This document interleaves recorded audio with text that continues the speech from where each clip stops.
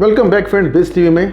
दोस्तों, अगर आप कोई अपनी प्रॉपर्टी जैसे कि अपना ऑफिस या अपना घर अगर आप रेंट पे देना चाहते हैं और आप टेनेंट ढूंढ रहे हैं उसके लिए, तो आपको कई सारी बातों का ख्याल रखना होगा।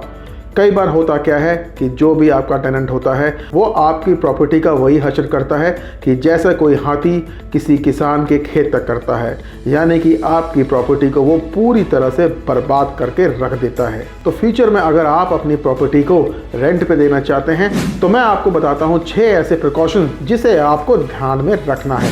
Reference check.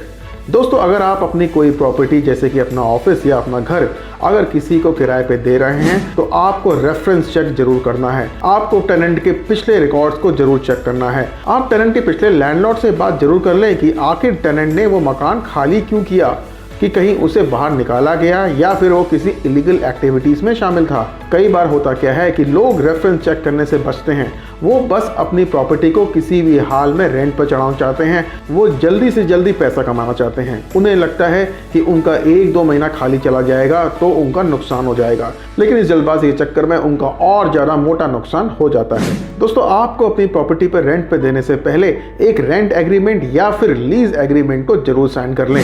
अगर चीज़ें रिटर्न में रहती हैं तो आगे चल के प्रॉब्लम नहीं होती है। रेंट या लीज एग्रीमेंट में कंडीशंस बिल्कुल साफ होनी चाहिए जिसमें दोनों को फायदा हो और दोनों को नुकसान ना हो।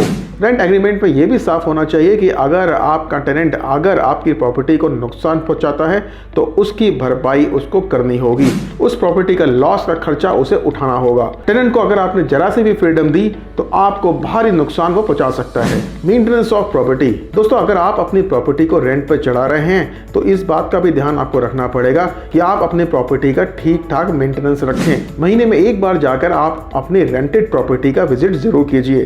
टेनेंट से ये भी बोल दीजिए कि मैं इस तारीख को जरूर आऊँगा और अगर आपने मेरी प्रॉपर्टी को ठीक से मेंटेन करके नहीं रखा तो आपका उसका पेनल्टी पे करना पड़ेगा। कई बार टेनेंट्स को ये पसंद नहीं होता कि लैंडलॉर्ड्स आके बार बार उसकी प्रॉपर्टी का विजिट करें, लेकिन फिर भी आप अपने टेनेंट से क्लियर कर लेना कि चाहे जो भी हो आप महीने में एक बार जरूर जाके उस प्रॉपर्टी का विजिट जरूर करेंगे।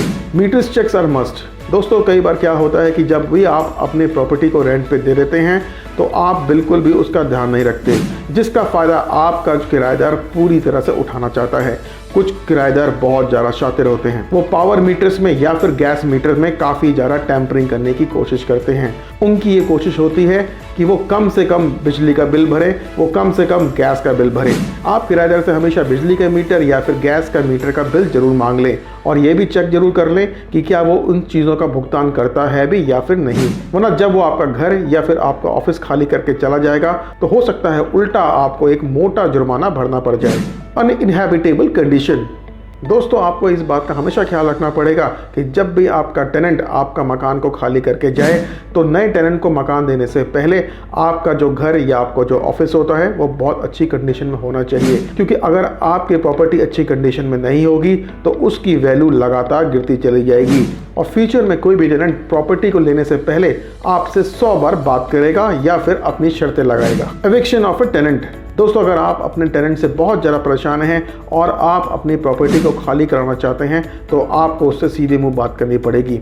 होता क्या है कि आपका टेनेंट आपकी प्रॉपर्टी को लगातार रेस करता रहता है, लगातार तोड़फोड़ करता रहता है और आपकी प्रॉपर्टी को बर्बाद करता रहता है।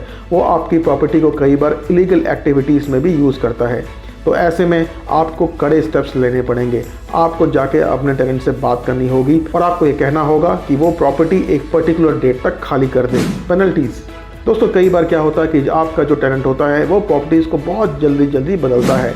ऐसे में अगर आपने उसके ट्रैक रिकॉर्ड को देख लिया हो, पहचान लिया हो, तो आप उससे साफ कर दें कि अगर उसने 11 महीने के एग्रीड पीरियड के टर्म को तोड़ा तो उसको कम से कम 2 या 3 महीने की पेनल्टी तो पे करनी ही पड़ेगी। हाँ, आपको भी इस बात का ख्याल रखना होगा कि आप भी अगर अपनी प्रॉपर्टी को खाली करवाना चाहते हैं तो आप अपने टेनेंट को कम से कम 2 महीने का टाइम जरूर दें। तो दोस्तों, मुझे उम्मीद है आपको ये हमारी प्रेजेंटेशन जरूर पसंद आई होगी और आप आगे भी हमारे एडवाइस को सुनना चाहते हैं तो आप हमारे चैनल को आज के आज सब्सक्राइब जरूर कीजिए।